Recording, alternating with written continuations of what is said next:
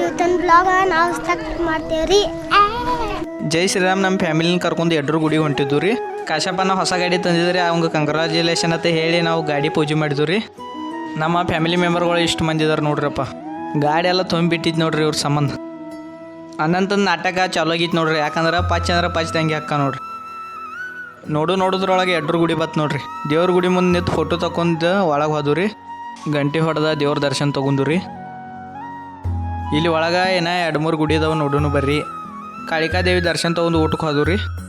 ಛಜಕ್ಕೆ ಅನ್ನ ಸಾರು ನೆಡ್ಸ್ಕೊಂಡು ಊಟ ಮಾಡಿದ್ವಿ ರೀ. ಗೋಶಾಲಕ್ಕೆ ಹೋಗೋರಿದ್ದು ಅನಂತ ಬಾಳಿಕಾಯಿ ತೊಗೊಂಬಂದ್ರಿ.